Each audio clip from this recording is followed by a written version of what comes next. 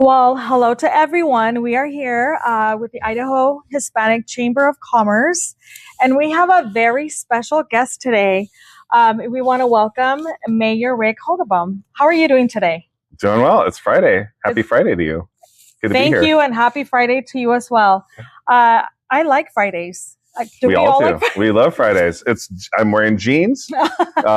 Friday is kind of jean day at City Hall. So and I think city employees love to kind of wear jeans on Friday. Relax a little bit, right? We'll relax kind of end the week, Yes.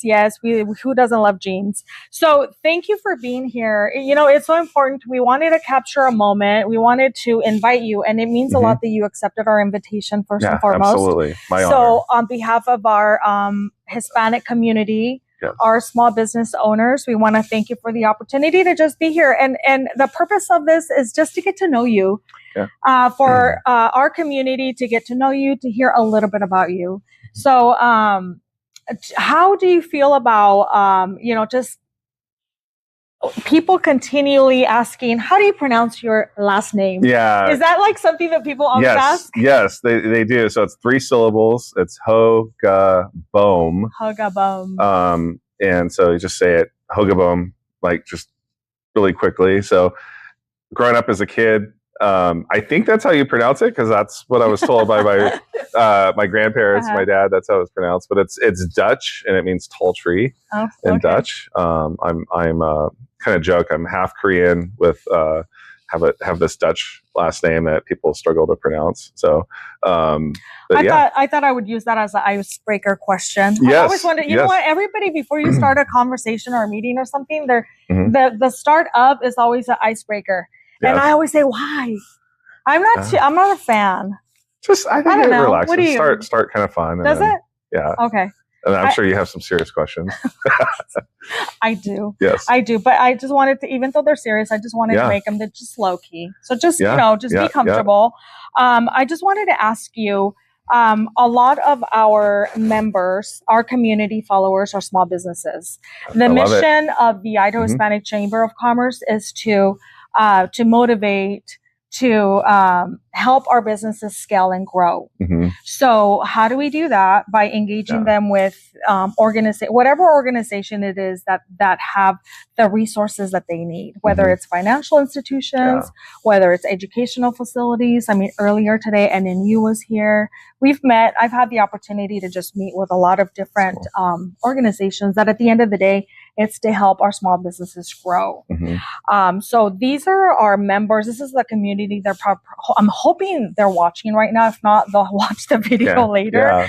But some of the questions to get to know you, the mayor of Nampa, the leader. There's a lot of trust that goes to you. And so one of the questions that I wanted to ask you is, first of all, what inspired you to run for mayor? What inspired you, and what does this role mean to you personally? Yeah, great question. I love the city of Nampa. And plus, I love everything you just talked about, everything that your membership represents, small business community, just the hopes and dreams of your members. That's what makes our community great. And so I look forward to being able to answer more questions related to that topic. As far as running for mayor, I was chief of staff for Mayor Kling for 4 years. That might be new to some of your members. And I was also on the Nampa City Council. So this is kind of coming full circle. And then I've spent the last 2 years at the county as the county clerk, the elected clerk overseeing the county budget, elections. There's various administrative duties. I have a public servant leadership attitude. When we moved to this community, my wife and our family in 2008, we just got fully immersed in the city of Nampa, got involved in a lot of things. I like to read, I like to research, like to try to do problem solving. And so I had a lot of people say, you should maybe think about running for city council. So that's kind of what started the journey. Really 8 years ago. And I got elected as a city council member at the same time Mayor Kling got first elected as mayor. And we didn't even really know each other. Our paths had crossed a few times, but we got to know each other well. And I think our attitudes, our heart for servant leadership were really similar. So it was kind of a surprise when I resigned as a city councilor to step in the mayor's office as chief of staff. I'm honored to work with an amazing team, and the culture that's been established reflects a lot of these, similar convictions, core principles. So personally, running for mayor feels like a natural progression on this journey that started with city council and then working in the mayor's office, and then working for 2 years at the county has taught me so much about just that other layer of government. So when you think about cities, you think about counties and the state, understanding how the jurisdictions relate to one another and what those boundaries are really important. But my hopes and dreams as personally as mayor is to represent the city well, to make our citizens proud by being kind, full of integrity, doing things that should not be controversial, right? Like just showing kindness, leading with truth and transparency. As I said earlier, I like to research. I'm very data driven. I'm hoping that being data driven can maybe help build consensus around the decisions that we make, because math is math and there's an objectivity to it. And so a lot of the things that we're dealing with, whether it's deferred maintenance, aging infrastructure, the cost of replacement, a lot of these things, there's not really a left or a right, Republican, Democrat. There's the right way to do it in budget, or being neglectful and seeing the community suffer. But we have a moral obligation to make sure that our infrastructure stays functional and that there's clean water, safe roads and streets to drive on, that our parks are safe. So I know those things aren't generally controversial issues, but those are the things that drive me. It's kind of the basic infrastructure. True. But what makes our community special, the members of the Hispanic Chamber and everyone else in our community, is the heart and soul of the community. And that's the dreams being realized through small business activity. So this, local government plays a small but limited and important role in creating an ecosystem of infrastructure to allow the business community, to allow citizens to pursue their dreams and pursue happiness. So all about that. So definitely want to support the hopes and dreams of our community. Thank you. I appreciate that you said you are a public servant. Absolutely. Yes. I love that. I love that term. It sounds like humble. You want to be a servant. You want to be there for our community. And I think that's important, right? Absolutely. When we're humble and when we love and when we have a passion for our community, it's something that's sensed. And when our community senses that, it's that we gain their trust. 100%. Humility is a core principle. I've talked to my team and our directors about being humble. Being humble means listening first, admitting that we don't know everything. As smart as we think we are, there's always something to learn, and there's always room for improvement. And I don't want to focus just on our deficiencies, because that can create kind of a negative morale. True. So you want to celebrate successes, but you also, while you're celebrating successes, say, how can we get better without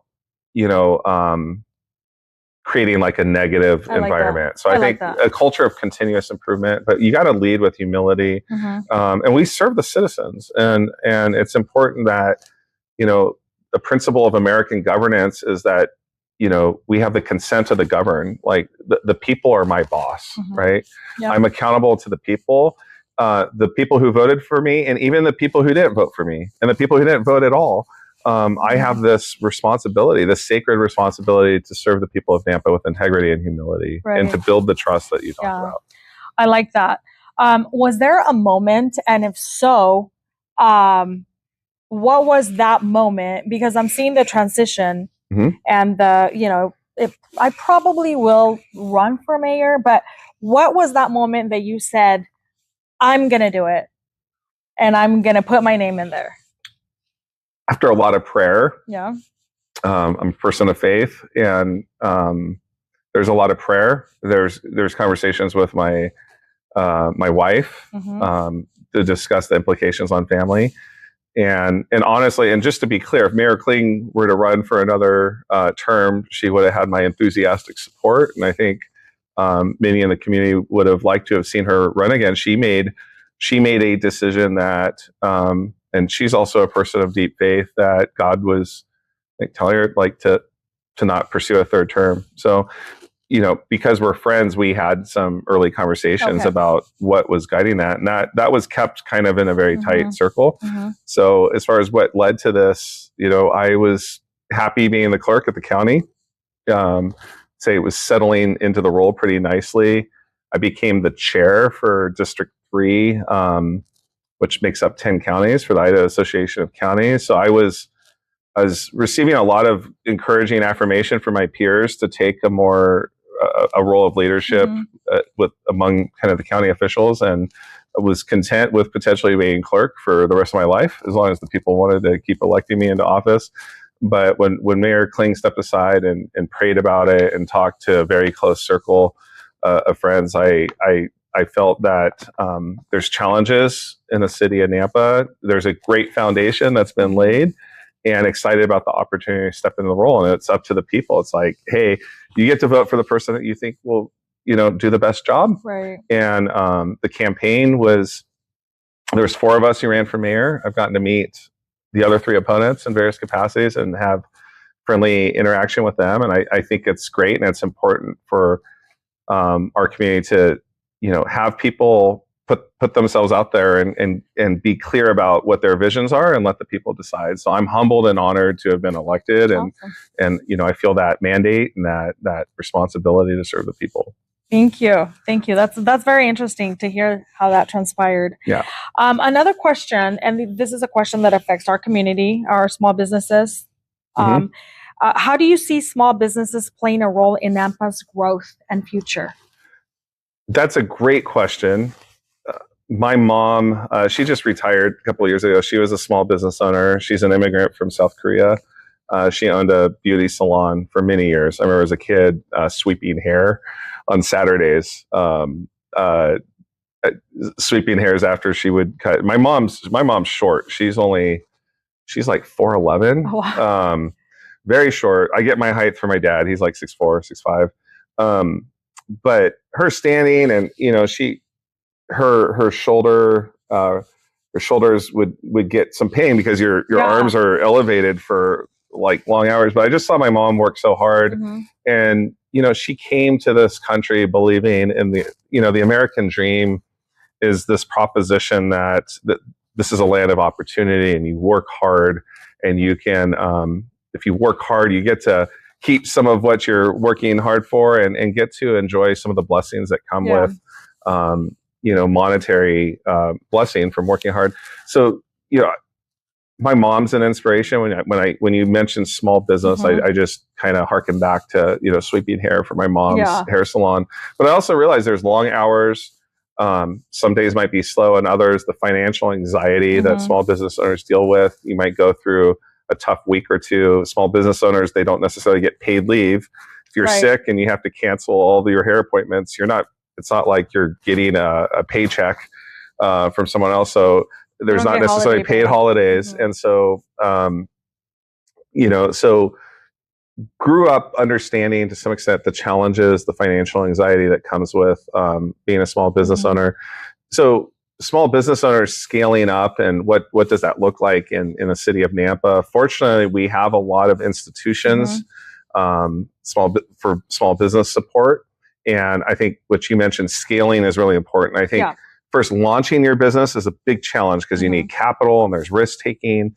The one thing I'd say from a city standpoint is we are ready to assist and help people with the information they need. Right. Sometimes people start on a path to start a small business and might realize, oh, I can't do what I want to do because the zoning's not right or some building code. And the last thing we want is the government to be like a roadblock. Yeah. But at the same time, there are these laws, and I have to respect our city council and the legislative branch. There's allowable uses within zones, and sometimes it's heartbreaking when you see someone put their dream on the line and put their money on the line and find out along the way, oh shoot, I have to go do this and that and all of these other things to get through. So I think it's really important before someone starts a small business that they access come to the city. We provide free pre-app meetings before you formally file an application to help guide people along. And then as people scale up, I think there are some challenges. Not to nerd out too much, but we have a BC zone, which is business commercial, and there's a lot of allowable uses in that. So it really depends on the type of business that you're trying to open. If it's food, bev, heavy, it might require a transition to light industrial or heavy industrial. So it's really important because the real estate that's out there for lease might not mean just because you see a building for lease and you get it that you can actually do what you could do if it's not consistent with the zoning. Yeah. So I know kind of a boring technical answer, but information is so key. So people can know exactly, eyes wide open, what they're stepping into. But the city is ready to assist. The last thing we want to see is someone take risk, put money and capital on the line only to find out that there's a barrier and there's very little we can do at that point. And that's heartbreaking because it might feel like, hey, isn't government supposed to be working with me and for me? And it's like, we are, but what you're trying to do doesn't fit in that zoning. Well, and then there's a perfect example. I have a perfect example because we, as the chamber and supporting our small businesses, we have the health department, right? There, we have a lot of like food trucks or restaurants or whatnot, and there's a lot of requirements. Yes, there's a lot. So the health department will say, come fill out the application first. Yeah. If you're going to invest in a food truck, don't buy it. Come find out what the requirements are. And then, because you're going to go, invest 20, 25 grand in a food truck and then try to go get your permits and it doesn't pass. Yeah. That'd be challenging. Yeah, that would be really challenging. But, I think it's really important to know what the terms are when it comes to just the regulatory environment. And there are, in some cases, you can request a conditional use or a variance. Yeah. So that's important too, because someone might look at the sheet and be like, well, shoot, I can't do it. But if you come in and talk to our staff, it might be, well, there is a pathway, but you have to do this and this. And it might mean an additional layer of approval from the Planning and Zoning Commission for a conditional use permit or something like that. So again, we want people to make fully informed decisions as they do this. There's also, if you're scaling up from small to kind of medium size, I hear there's a lot of challenges where, you have to find space, whether you're going to own or lease, and there's some challenges on what's available in our community. The city, of course, we don't own all the space. We're not the one who's leasing out the property, but we need to be really smart in our zoning and our comprehensive plan to make sure that we don't just approve only subdivisions and homes and not be very intentional about carving out space that we say we're going to make sure that we get a business, commercial, or light industrial use, because if all we do is become a bedroom community, it's going to be a very tough place for people to open their small businesses. So, that's all such good information. It's so good information. And that's one of the goals of mine to bring in to do a workshop based on those requirements. And I know who to contact at the city. Yes, so we're going to collaborate. We're going to partner to get that information out into our community. And you answered the next question. I mean, I was going to ask what resources or support does the city currently offer small businesses, and you touched them. So where we come in as a chamber is the importance of communicating that information back out to our community. So thank you for sharing that. I do have another one. How can small business owners best engage with the city, or how can they best stay informed? And so we have the Nampa Chamber. I get that. We have our Coffee Connects. We have the luncheons. But what can our Hispanic-owned business owners, what can they do better? What can we do better? Because I am a Hispanic owner, business owner as well. We have a small business owner here, our videographer. He's a business owner. But what suggestion would you give us? Like, what can we do better to get to know you better, to get to know the city better, to engage more? I think a lot of the stuff you already shared is amazing, because when you network intentionally, you build relationship. Social capital is really important. Relational capital, that networking, the shared wisdom of people sharing stories. You'll find that the challenges one small business owner is going through is probably not unique. It's something that's been experienced by others. And I think, we're blessed to have the type of community that is wanting